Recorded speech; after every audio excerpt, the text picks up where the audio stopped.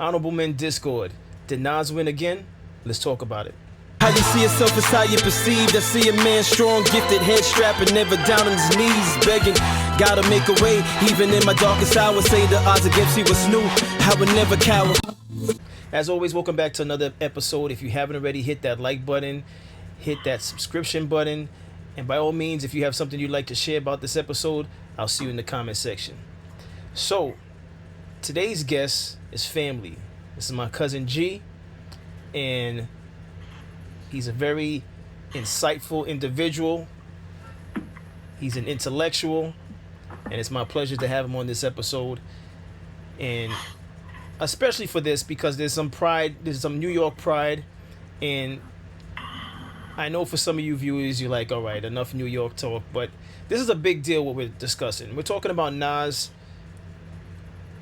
getting that casino in Queens, all right? And it's for not just for New Yorkers, but also for those of you outside of New York. It's a big deal because if you're unaware, Jay-Z tried to acquire a casino also in Manhattan, but he was unsuccessful. So with Nas being able to get the casino in Queens, I could only think that for some it's a victory for Nas again, because if you don't know about the battle that took place back in let me get this, it was in December of, I want to say 2001, but let me just be correct with something. Right, so December 4th of 2001, that's when Nas dropped Ether. So you could only say that the beefs, or the battle, let me not say beef, the battle started before that, because there was the Takeover record on the on Jay-Z's album, and then there was the Summer Jam and a lot of things, the jabs that were taking place that led up to that December 4th release of Ether. All right, but I want to pass the stage over to G, who I might add hails from Money Earning Mount Vernon, which for those of you that don't know, that's the home of Heavy D, Denzel Washington. You can continue. Pete Rock, CL Smooth, I'll be sure. You name it. We got Dick Clark. We got it. Got some Money Earning 4 square miles. got some big names coming out of there. So my question to you to start this off is, what does the casino mean for the culture? Or does it have nothing to do with the culture? Is it just something that is beneficial to Nas himself and the people associated with the deal? I think that's really good. I think that's what we're going to talk about. But first, big shout out to Honorable Men Discord. If you have not already, please hit that like and the subscribe button. It's your duty, right? But I think this issue is really a layered one. We've got Nas acquiring approval rights to build out a casino in Queens. And I think what we got to talk about, like you started to mention, is what does it mean for the culture? I think the first thing to talk about probably is, like, who is Nas? Like, what is he about? What does he represent for the culture? And then obviously when he acquired his bid for the casino Queens, about a day later, Jay-Z attempted to do the same thing with a casino in Times Square, basically for the Brooklyn residents, right? On behalf of the Brooklyn residents. And his bid was unsuccessful. So once again, we're caught up, I think, in the culture of this beef that originated in 2001. We'll call it beef because it was beef. It was beef? Okay. You know, it got tense. That Yeah, it did get a little ugly, hence the song Super Ugly. And Jay-Z Ether's considered one of the greatest, if not the greatest at the time, beef song of hip hop, until unfortunately the Kendrick Lamar, R.I.P. Drake, you know, I'm not still like a Drake us. fan. I officially, Drake. that's probably another session for you, is greatest hip hop beef song of all time. But I think prior to that, Nas's Ether was, but I think not like us took over. So I think back to what you were asking, we got to talk about what are these two men, what do they represent for the culture, then transition into maybe a little background beef on their beef, and no pun intended. And then last but not least, what did the actual casino win mean for either community, and at the end of the day, is it good for our people, right? So, just I think in wanting to talk about this, I think we want to talk through like Nas and Jay-Z, what they actually represent. You being from Queens, this might hit your heart, or not. I don't know. And No, this is no this is dear to me. disrespect. We're gonna be respectful for the Brooklynites, but we're gonna talk through some stuff real quick. I think for me, Nas represents the pure art form, right? He is the bridge and the last lyricist from the '80s to bridge into the '90s. Like his album Illmatic changed everybody's lives. I mean, there's nothing to even say about it. Like it's just Illmatic, right? And I think he represents the pure art form. And while Jay-Z, who is one of his contemporaries, I think represents the commercialization of rap and hip hop, right? And I know it's going to be hard for some people to admit that, but it's clear that Jay-Z definitely represents the business side of things. And he's shown it throughout especially in his latter years, he's shown that that's really where his heart's at. Whereas Nas, you saw Nas hosted the 50th anniversary of hip hop out there in Yankee Stadium. So Nas very much is still tapped into the music, not because he has to, but I want to believe, and I think it's clear from his actions that it's the love. He's still pumping out albums from his brand Mass Appeal. He just recently put out Ghostface, what is that? The Supreme Clientele 2. He put out Raekwon's album, and he's gearing up to release the Mobb Deep album on the 10th. So it's clear what you're saying is true. Yeah, I would definitely agree with that. I think what's going to make this conversation so special and so unique is our points of view on this. And if you're really tapped into the culture, if you're really a hip hop head, you'll know what we're saying. What we're saying is all 100, right? Nas is pure hip hop, right? And that's why I think this acquisition of the casino and the business growth of Nas is so especially important to the culture, right? I would say that he is the greatest living conscientious rapper from a business standpoint. He's a mogul. If you think of any of the backpacker rappers, right? He is probably the greatest one from a business standpoint in net worth currently today. And that is, I think, the key to this discussion, right? Jay-Z is also a lyricist. So like I said, I want to give much respect to the Brooklynites and like not turn this into a Queens, Brooklyn. It's literally a battle, I think, almost of the soul of hip hop, very similar to Kendrick Lamar and Drake, but it hits a little closer to home because I think with what you were saying, you can correct me if I'm wrong, Jay-Z did make some differences to his rhyme pattern, his structure, his lyricism in regards to his ability to go commercial or to go pop or to actually gain worldwide recognition so that he could transition into what he always wanted to be anyway. I'm a businessman, right? I think that's clear as day. Would you not agree? I agree. He said it in his lyrics. He said, I'm a businessman. He said, what exactly was that lyric? Please help me out with this. Truthfully, I try to rhyme like common sense, but since I've been making dollars, it didn't make no sense. Something like that, right? I think that was... No, but he actually said something, and by all means, those of you from Brooklyn, jump in and correct me. Don't get mad at me for not knowing Jay-Z's lyrics to a T. First and foremost, let me just say this to just sidetrack. When you're recording, there's things that if you're having a casual conversation, but the moment you hit that record button, for some people, I can't speak for people that's been doing this for many years. For me, there's times I go blank with my thoughts. So I know there is a Jay-Z line where he said something along the lines like, I'm a businessman, something like that. He referenced that. And if you know that line, let me know in the comments. But yes, Jay-Z, super talented. I'm not taking that away from him. Jay-Z is top tier. Nas is top tier. But there is a clear difference between the two. And I want to just say this also. I don't think that's a bad thing. I like diversity in hip hop. That's what I was raised on. So I don't mind that Jay-Z, his angle is different from Nas. I think there's space for all of that. So let me be clear on that. But one thing that we do know Jay-Z for is his bringing awareness to brands. And when he says it in lyrics, it's almost like they get their revenue. It skyrockets. You know, it was through Jay-Z I found out about Tom Ford. He did that on Magna Carta. It was through Jay-Z. He mentioned Oliver Cristal, which I think he eventually sold.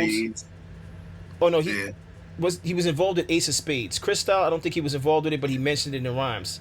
Early on too. Early on. Like, now I'm not even sure. Maybe he did have an involvement in Cristal because Jay-Z's not the type to just say names and not benefit from it. I believe that he's shown that also. So there's a good chance he had some type of business dealings with Cristal. But it was through Jay-Z I found out about Oliver Peoples, which I never even heard of Oliver Peoples. It was because of Jay-Z I actually looked up what Oliver Peoples was, and I found out they were an eyeglass company. I believe they manufacture their glasses. It's from Japan. And I went as far as I bought myself a pair of Oliver Peoples. And so for those of you that think you're going to jump in the comments and say, oh, Jay-Z's still better than Nas or whatever, I'm a Jay-Z fan also, all right? But we're just making the point of the fact that in this silent battle that they're having, because they're still competitive. Make no mistake, they're still competitive. In this silent battle, it seems as though in this particular situation with like my cousin mentioned, acquisition of the casino, Nas won again, so to speak, because when Ether dropped against Takeover, the overall consensus was that Nas won. Now I know people from Brooklyn will say Nas didn't win, but the overall consensus, I even believe they said it on the radio that Nas won that. Stop it. The Ether, we all know, man. Like, just his own team was listening. I see interviews. Dame Dash heard it and was like, "Yeah, it's a problem." Like, people on Rock Nation, there was no Rock Nation at the time, but people were Rockefeller when they heard this. They kind of knew, like, you know, who won. But I want to correct something before I get taken to the shed in the comments. Okay. Truthfully, I want to rhyme like common sense, but I did 5 mil. I ain't been rhyming like common sense. Okay. So that's the line specifically. I wanted to make sure because we're getting up in age, and before you come at me in the comments, do you know how much hip hop is in my head? Like, let's stop playing right now. Yeah. We have so much music. I still listen to the hip hop today too. That's another controversial topic, but I'm in tune or tapped in with the youngins, and so I enjoy some of their music. But that rap beef was intense. The rap beef stemmed from Jay-Z allegedly sleeping with Nas's baby mom at the time, and there was always a competitive spirit between the two of them. And I believe from reading through kind of like the lore and the the folklore, Jay-Z sampled Nas. We all know that on the Dead Presidents record. Nas was supposed to give him the cosign in the video, and Nas never showed up for the video shoot. And from that day on, I think it was on for Jay at least. I think we all know that from an artist standpoint, Nas doesn't do too many collabos with people. So I need to say something because part of striving to be honorable, I want to say, is being able to take accountability. So although I am biased because we're talking about a Queens artist and we're talking about my favorite artist of all time, which is Nas. Likewise. Right? Okay, so I'm going to say this, right? I want to be fair with all accounts, as fair as I can be. So to address what you just brought up, I think that was wrong of Nas not to show up to the video. Now Nas can only speak for himself. This is old history, so I don't know if Nas had a prior event that he couldn't make the video shoot. But if Nas was not busy, I think Nas was wrong for that. And I'm going to tell you why. Because for myself as an artist, if someone was to sample my music, it's an honor for them to sample my music.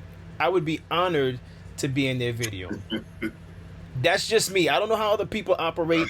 I see my cousin is laughing already. Listen, I would be honored that they sample my music, and I would make an effort to be in their video. So, but that doesn't mean the other artists should go and campaign against me now. unless he feels slighted. As a man, that guy should call me and we should speak about it over the phone or in person. I would prefer in person, but to just go on a campaign of I'm going at this guy, I don't know what I think about that. What say you, cuz? I'm gonna keep it a bean. Like even if Nas was wrong according to you, he was still right because the dude's true colors showed up. So oh, by the it's way, not an L. So let wait, me just say this. I think we got to talk back into what they both represent. Nas is pure hip hop. He got put on because of his skill and his lyricism, and everyone in the industry at that time felt him, right? His Illmatic is a compilation of the greatest DJs of that time. And Jay-Z coming out at the same time, he had to come through a different route. Let's be real honest. He's sampling Nas's voice to get put on and get the cosign. Nas didn't need no cosign from anybody. All right, but so even prior to that, the only reason that Jay-Z got on was because of the Foxy Brown cosign. And Jay-Z has a habit of doing this, without getting us sidetracked. He jumps on and he rides your wave, and then he gets to a different wave. So, and that's the issue right there that Nas recognized early, and he shut it down. So I don't think he was wrong whatsoever. Wow. So let me make this clear. It might get ugly in this episode because my cousin's not holding back. Wow. I was easing my way into pointing out the differences, and he's laying his foot on Jay-Z right now. Listen, for those of you from Brooklyn, salute. But you may not like this episode. I can see where this is going. We got family in Brooklyn, so like that's one thing should be known. Like I got family, I got peoples in Brooklyn.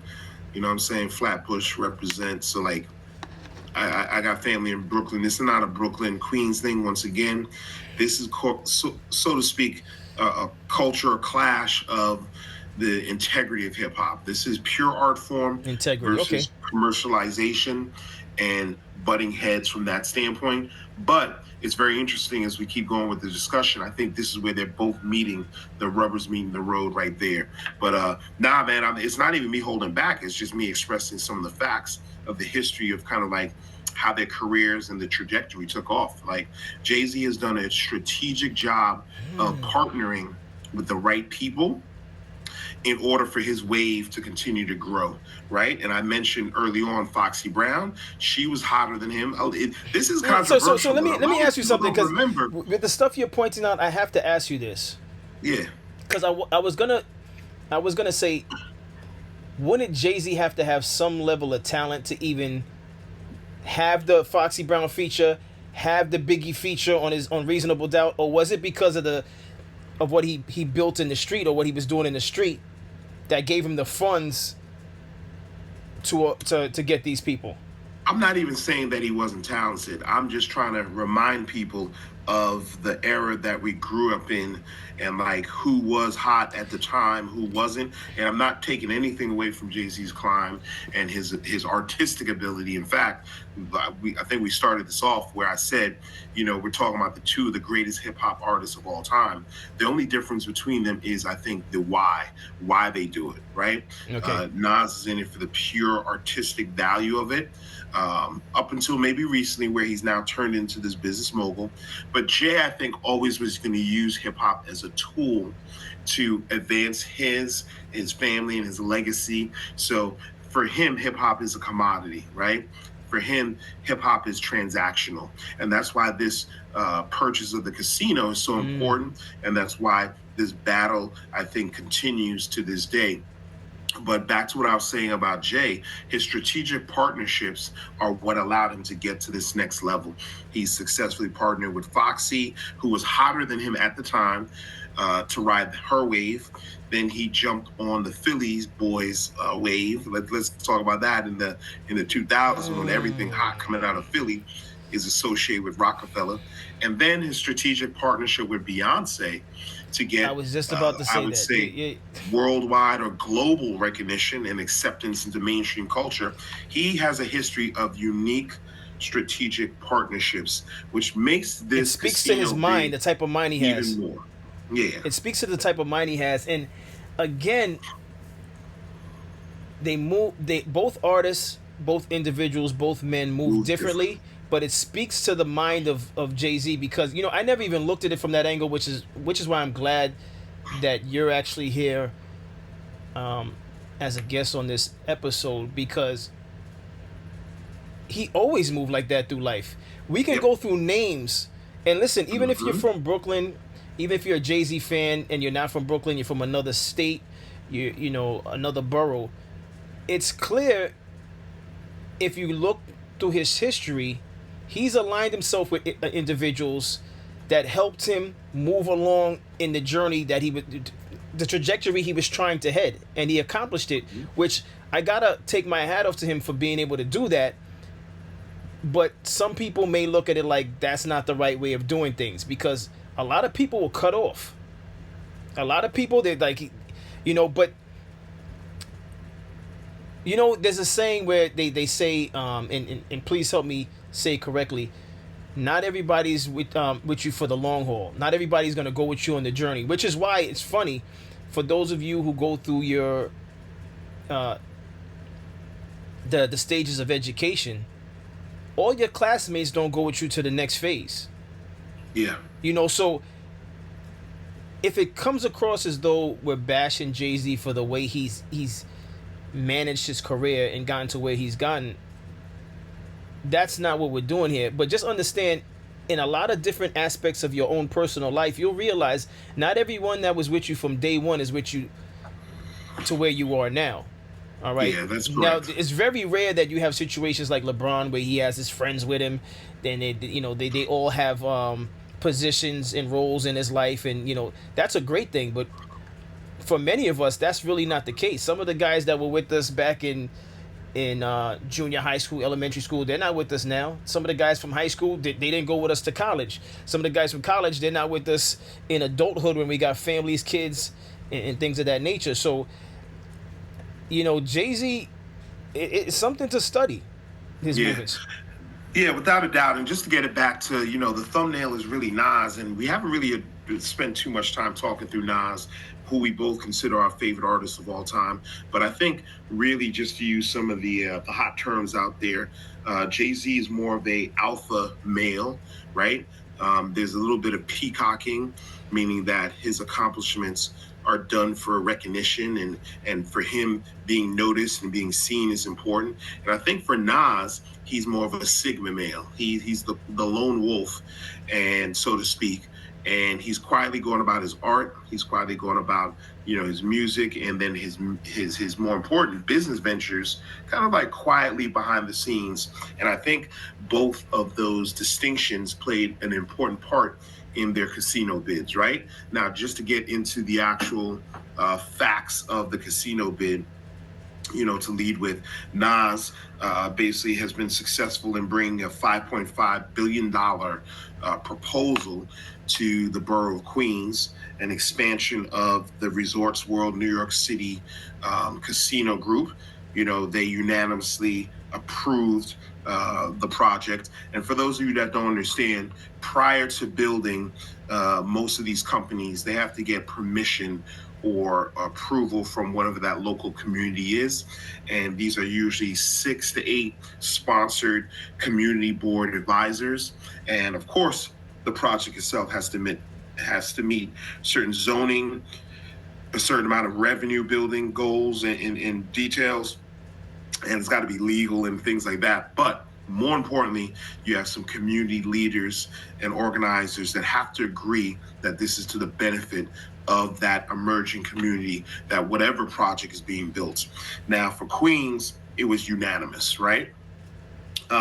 We don't really know or understand the impact of Nas's brand, but it obviously didn't hurt in this scenario, because he's a trusted member of the community. I think most people hold him in high regard. He has purposely turned down endorsements during the hip hop era, where we had a lot of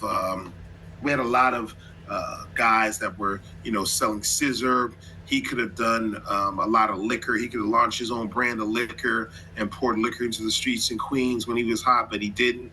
So I think he's been very intentional and also strategic in his own and shows a level of integrity. I have to note that Yep.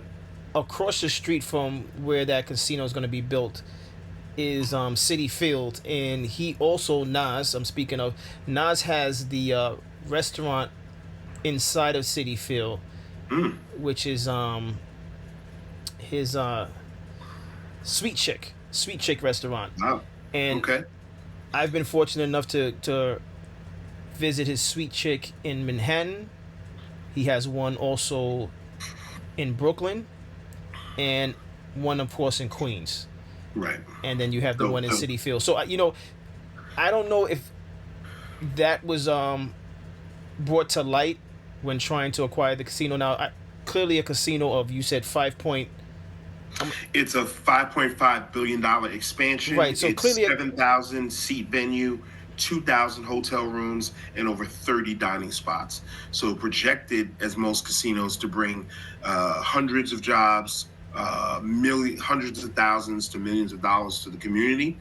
And aside from a point which I'm sure you're going to bring up later on, where we have to discuss, is an actual casino something that the Black community should welcome with open arms?